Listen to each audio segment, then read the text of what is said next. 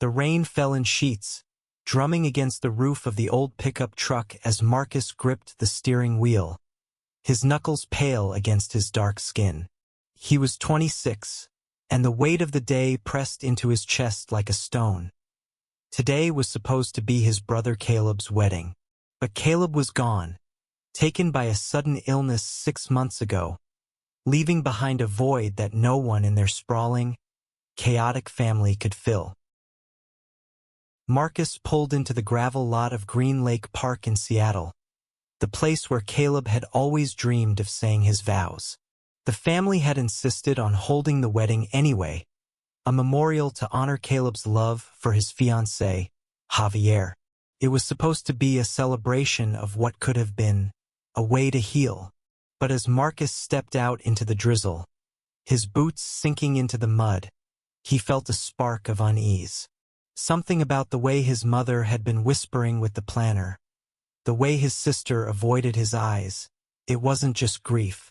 There was a secret here, and Marcus hated secrets. The park was transformed.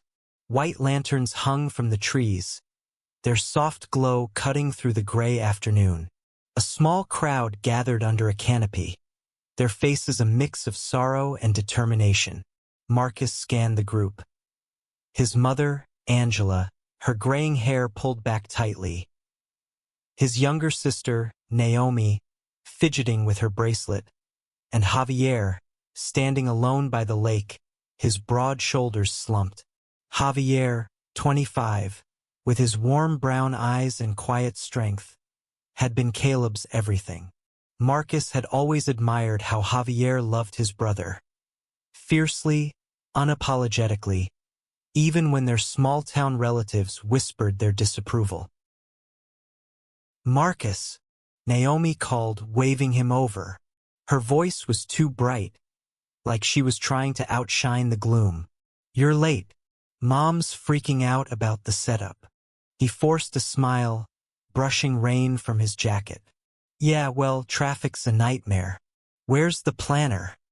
Naomi pointed to a woman in a sharp blazer, barking orders at a pair of caterers. "She's intense. Keeps saying everything has to be perfect for Caleb." Marcus nodded, but his eyes drifted back to Javier. The man hadn't moved, staring at the water like it held answers. Marcus crossed the grass, his heart heavy. "Hey, Javi," he said softly, stopping a few feet away. "You holding up?" Javier turned, his face etched with exhaustion. "I don't know why I'm here," he admitted, his voice low. "This feels wrong. Like we're pretending he's still." He stopped, swallowing hard. Marcus wanted to say something comforting, but words felt useless. Instead, he stood beside Javier, letting the silence speak. The rain slowed, and the air smelled of wet earth and pine. For a moment, it was just them, two men bound by loss, standing where Caleb's love was meant to shine. The ceremony began an hour later, under a canopy strung with fairy lights. Angela stood at the front, her voice steady as she spoke of Caleb's life, his laugh, his stubborn streak, his unwavering love for Javier. Marcus sat in the front row, his hands clasped tightly, fighting the ache in his throat. But as Angela's speech veered into something strange, talk of honoring Caleb's wishes in a new way, Marcus's unease grew. He glanced at Naomi, who was staring at her shoes, her lips pressed thin. Then the planner stepped forward, holding a small wooden box. "Caleb's family has prepared something special," she said, her smile too polished. "A symbolic union, to ensure his love lives on." Marcus's stomach twisted. Symbolic union? What did that mean? He looked at Javier, whose brows furrowed in confusion. Before either could speak, Angela took the box and opened it, revealing 2 silver rings glinting against velvet. The crowd murmured, and Marcus's heart sank. He knew those rings. Caleb had shown them to him months ago when he'd been planning the proposal. "Javier," Angela said, her voice trembling with emotion. "Caleb wanted you to have this moment. We've decided to make you his groom today in his place." The words hit like a punch. Javier froze, his face a mask of shock. Marcus shot to his feet, his chair scraping against the wood. "Mom, what are you doing?" he demanded, his voice cutting through the murmurs. "You didn't ask him." Angela's eyes widened, but she held her ground. "This is for Caleb," she said firmly. "It's what he would have wanted." "Is it?" Javier's voice was quiet but sharp, like a blade. He stepped forward, his hands shaking. "You think Caleb would have wanted you to blindside me like this? To make me marry his memory without even talking to me?" The crowd fell silent, the air thick with tension. Marcus felt the weight of every gaze, the drizzle cold against his skin. He wanted to protect Javier, to undo this moment, but he didn't know how. This wasn't just a memorial anymore. It was a collision of grief, love, and choices no one had the right to make. Angela's face softened, but her resolve didn't waver. "Javier, you were his family. We're giving you that, forever." Javier's eyes glistened, but he shook his head. "You don't get to decide that for me," he said, his voice breaking.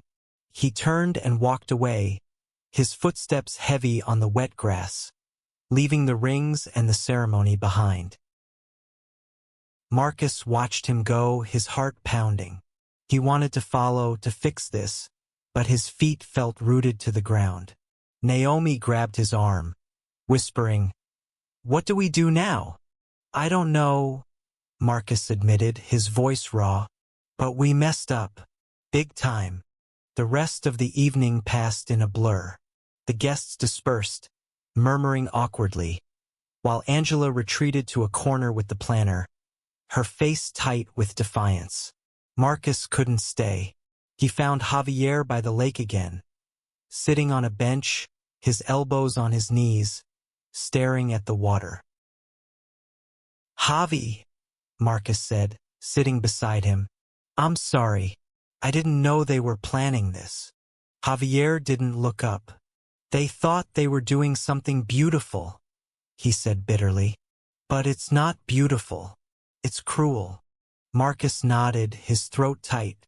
He'd always been the steady one, the brother who fixed things, but this felt beyond repair. "Caleb would have hated this," he said quietly. "He'd have wanted you to choose." Javier's laugh was hollow. "Yeah. He always said I was too stubborn to let anyone else run my life." They sat in silence, the lake reflecting the last of the day's light. Marcus felt a pull toward Javier, not just as Caleb's brother, but as someone who saw his pain, who wanted to carry it with him. It was a dangerous feeling, one he didn't dare name.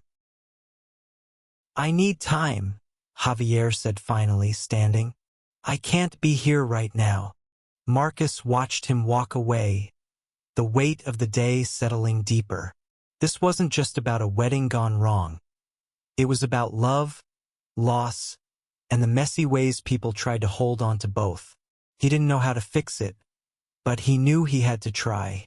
For Caleb, for Javier, and maybe, just maybe, for himself.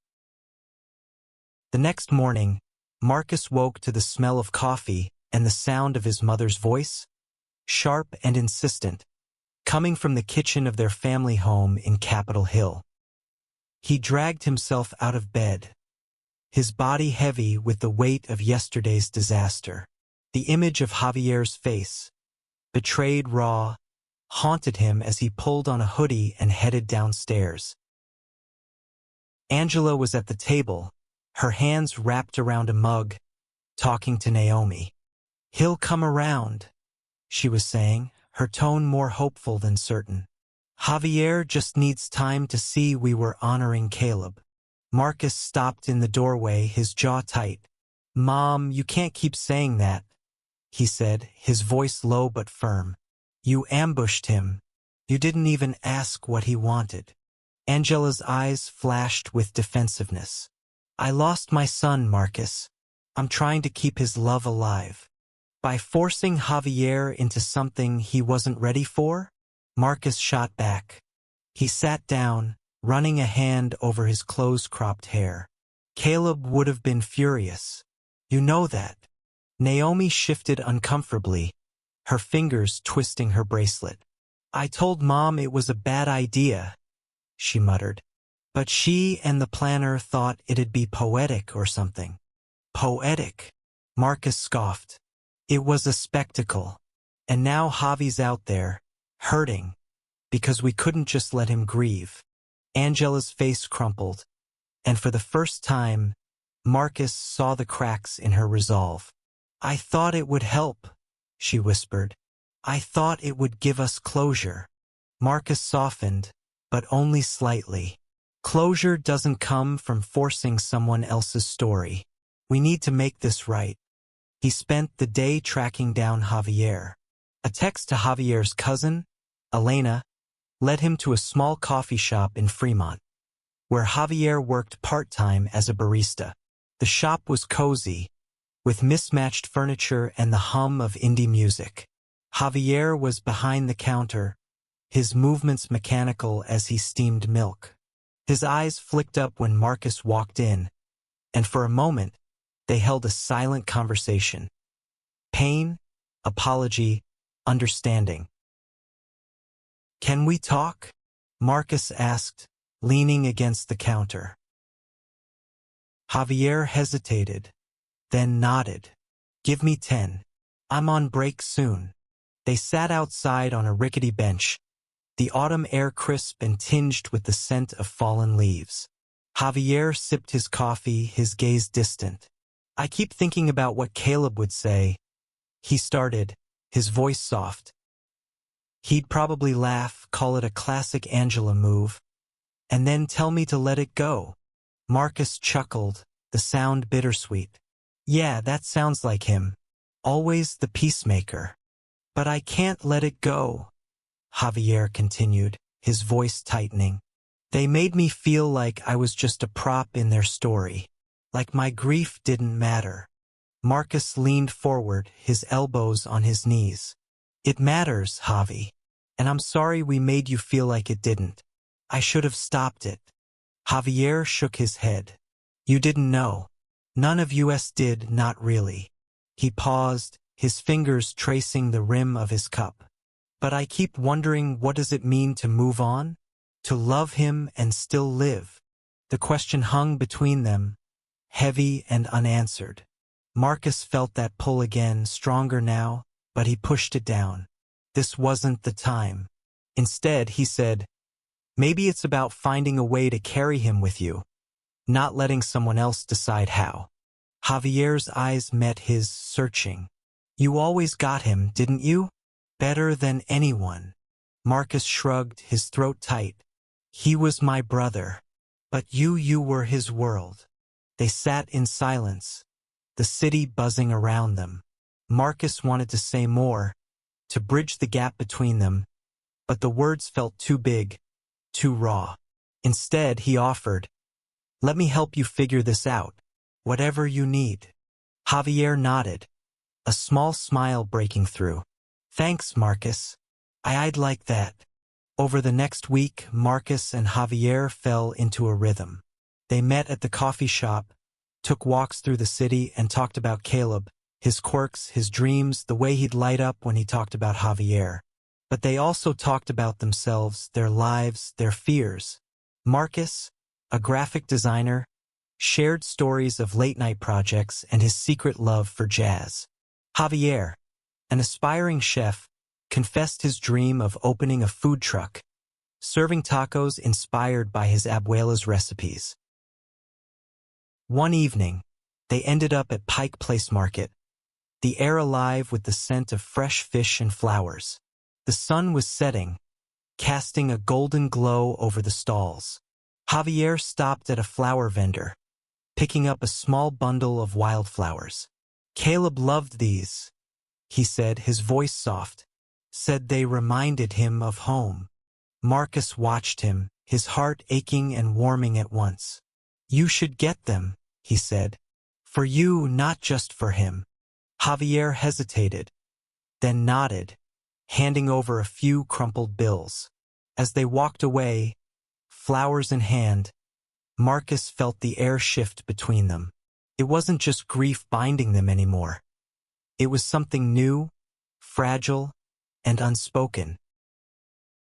The days turned into weeks, and Marcus found himself looking forward to his time with Javier. They'd meet at the coffee shop or wander Seattle's streets, their conversations weaving between memories of Caleb and the lives they were trying to rebuild.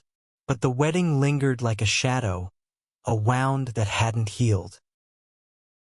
One night, Marcus invited Javier to his apartment for dinner.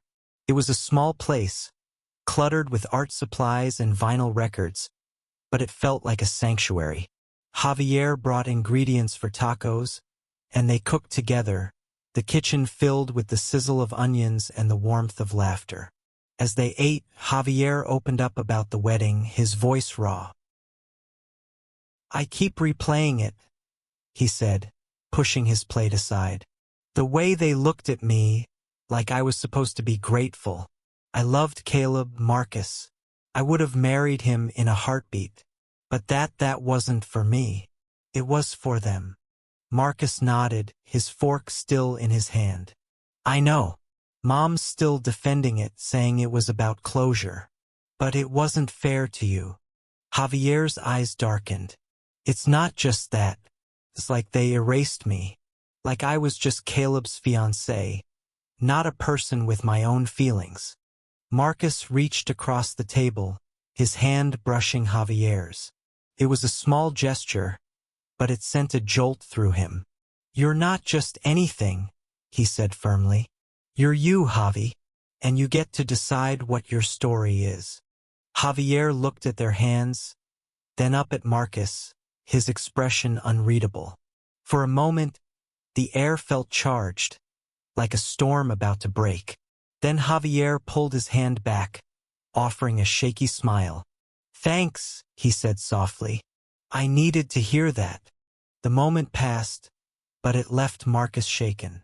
He cared about Javier, more than he should, more than he could admit. It felt like a betrayal of Caleb, but it also felt like something real, something he couldn't ignore. The next day, Marcus went to see his mother. Angela was in her garden, pruning roses, her hands steady despite the tension between them. You've been spending a lot of time with Javier, she said, not looking up. Marcus leaned against the fence, his arms crossed. Someone has to make sure he's okay after what happened. Angela's scissors paused. I didn't mean to hurt him, she said quietly. I thought it would make things right. It didn't, Marcus said, his voice gentle but firm. You need to talk to him, Mom. Apologize. Really apologize. Not just defend yourself. Angela's shoulders sagged, and she nodded. You're right. I'll call him. Marcus felt a flicker of hope, but it was tempered by the weight of his own feelings. He didn't know how to navigate this, his loyalty to Caleb, his growing care for Javier, the mess of their family's choices. But he knew he couldn't walk away. That evening, Marcus and Javier met at Green Lake Park again, the place where it all began. The air was cool, the sky streaked with pink and gold. Javier held the wildflowers from the market, his fingers tracing their petals. I talked to your mom, he said, his voice steady. She called, apologized, said she didn't realize how it would feel. Marcus raised an eyebrow. And I forgave her, Javier said, exhaling. Not because it's okay, but because I'm tired of carrying it. Marcus nodded, his heart swelling with respect. You're stronger than me, he admitted. I'm still mad at her. Javier laughed, a real laugh this time, and it lit up his face. "You're not as tough as you think, Marcus." They walked along the lake, the flowers bright against the fading light. As they stopped by a bench, Javier set the flowers down, his hand lingering near Marcus's. "I'm starting to feel like maybe I can move forward," he said, his voice barely above a whisper. "Not forget Caleb, but live again." Marcus's breath caught. He wanted to reach out, to close the distance, but he held back. "You deserve that," he said instead. "More than anyone." The weeks that followed were a delicate dance. Marcus and Javier grew closer, their bond deepening through shared meals, late-night talks, and quiet moments by the lake. But the unspoken tension between them grew too, a current neither dared to name. Marcus wrestled with guilt, wondering if his feelings for Javier were a betrayal of Caleb's memory. Javier, meanwhile, seemed to hover on the edge of something, his smiles warmer but his eyes cautious. One rainy afternoon, they ended up at a jazz club in Belltown, a place Marcus had mentioned loving. The music was soulful, the room dim and warm. Javier leaned back in his chair, his fingers tapping to the beat. "You were right about this place," he said, grinning. "It's got soul." Marcus smiled, but his thoughts were elsewhere. He couldn't keep pretending his feelings were just friendship. "Javi," he started, his voice low, "can I ask you something?" Javier's eyes met his, curious. "Sure. Do you ever feel like you're stuck? Like you want something, but you're afraid it's wrong?" Javier's expression shifted, a flicker of understanding passing over his face. "All the time," he admitted. "Like I'm betraying Caleb by even thinking about moving on." Marcus's heart pounded. What if it's not about moving on, but about finding something new? Something that doesn't erase him? Javier looked down, his fingers stilling. "I don't know," he said softly, "but I'm starting to think maybe it's okay to want that." The words hung between them, heavy with possibility. Marcus wanted to say more, to confess the feelings burning in his chest, but the music swelled, and the moment slipped away. They left the club in silence, the rain cool against their skin, their hands brushing as they walked. The turning point came a month later, at a family dinner Angela hosted to make amends. The house was filled with the smell of roasted chicken and the hum of conversation. Javier was there, hesitant but willing, sitting across from Marcus. Naomi chattered nervously, trying to keep things light, while Angela watched Javier with cautious hope. After dinner, Marcus and Javier stepped outside to the porch, the night air crisp. Javier leaned against the railing, his eyes on the stars. "Your family's trying," he said. "I can see that." "They're messy," Marcus said, chuckling. "But they love you." Javier turned to him, his expression serious.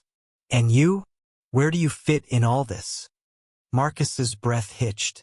This was it, the moment he couldn't avoid. "Javi, I care about you. More than I should, maybe. And it scares me because of Caleb, because of everything. But I can't keep pretending it's not there." Javier's eyes widened, but he didn't pull away. Instead, he stepped closer, his voice barely audible. "I feel it too," he said. "I didn't want to, but I do." They stood there, inches apart, the world fading around them. Marcus reached out, his hand finding Javier's, and this time, neither pulled away. It wasn't a kiss. Not yet. Just a touch, a promise, a beginning.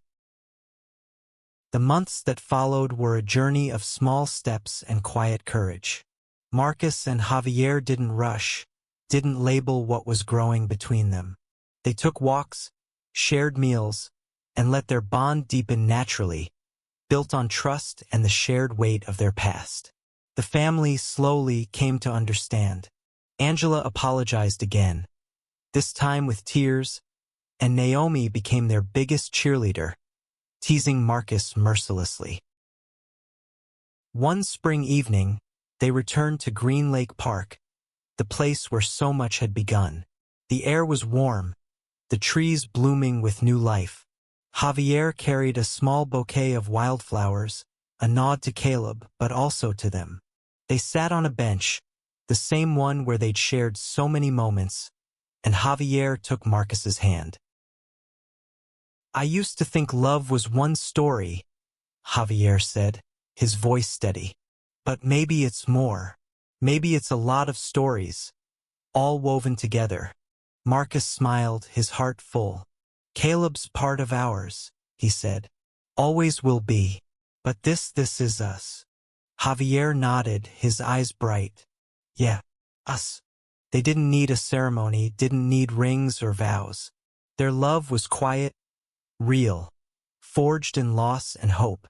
As the sun set, painting the sky in hues of gold, they sat together, hands entwined, ready for whatever came next. The park was alive around them, children laughing, couples strolling, the world turning on. And in that moment, Marcus and Javier knew they were building something new, not in Caleb's shadow, but in his light. A love that honored the past but belonged to the future. Family not forced but chosen.